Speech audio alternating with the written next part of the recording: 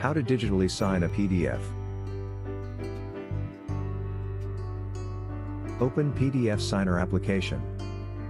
Add source file. Select PDF document.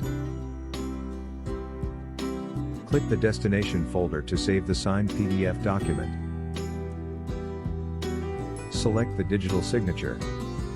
Select the digital signature of the person. Enter token password and select OK.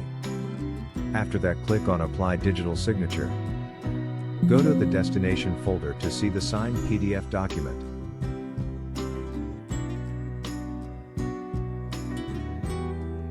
Now you can see here the digitally signed PDF.